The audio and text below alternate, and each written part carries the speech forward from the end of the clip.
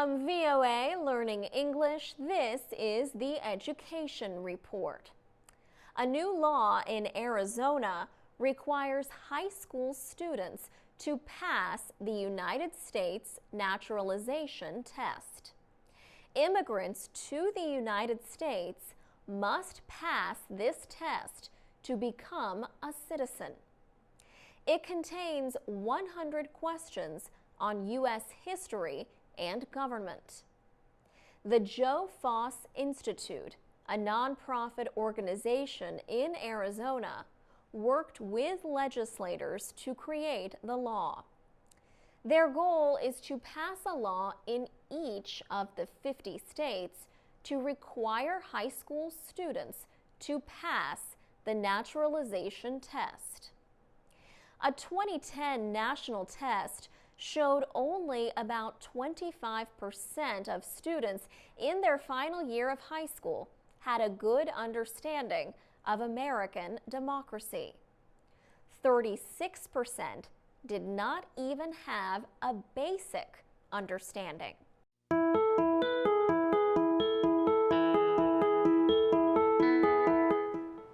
From VOA Learning English, this is the Education Report. The oil industry is growing quickly in the American states of North Dakota and Montana.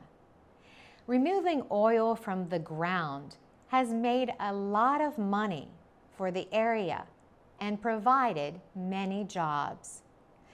The industry also has brought thousands of people to small rural cities.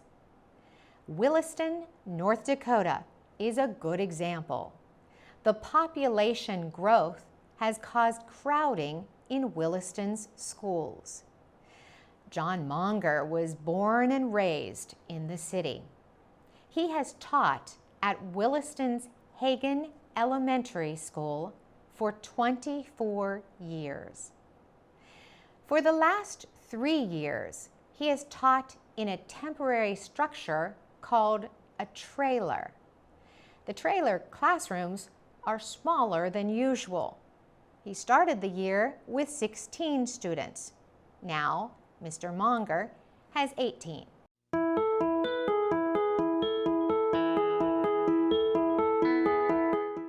From VOA Learning English, this is the Economics Report.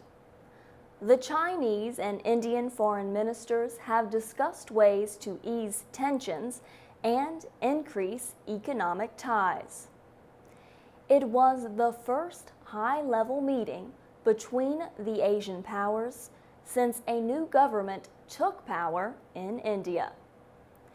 Chinese Foreign Minister Wang Yi and his Indian counterpart Sushma Swaraj met in the Indian capital, New Delhi.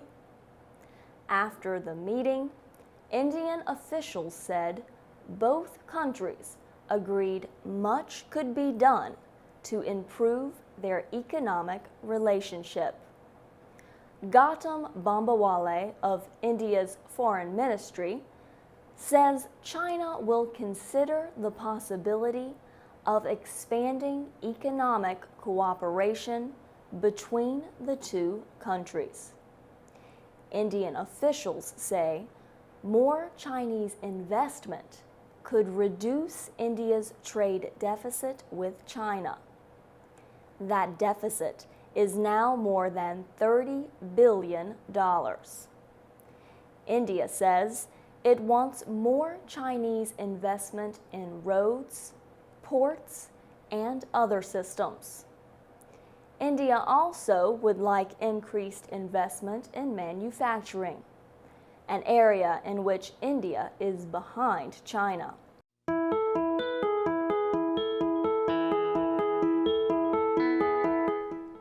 From VOA Learning English, this is the Agriculture Report. Cambodia takes the Rice Prize again. For the third straight year, the World Rice Conference voted Cambodian rice the world's best. This year, it shares the award with Thailand. Cambodia produced just 1% of the world's rice in 2012. This award may help it increase that amount. The country's rice industry is small and not well organized. As a result, large amounts of unmilled or unprocessed rice is sent to Thailand and Vietnam, where it is sold for a higher price. But rice is very important to Cambodia's economy. Many Cambodians survive in part by growing rice on small pieces of land. Suk Putivat is the president of the Cambodia Rice Federation. He says they need better seeds, better collection processes, storage, and logistics. The group has set a target of 1 million tons of milled rice exported by 2015.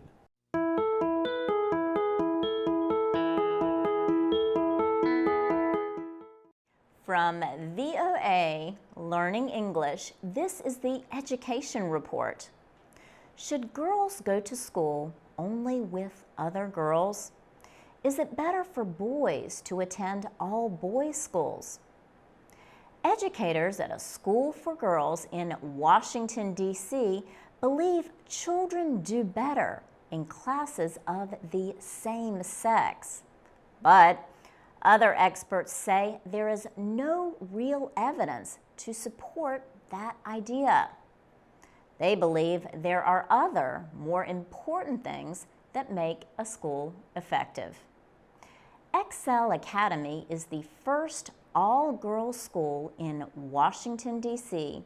that is independently operated and supported by taxpayers.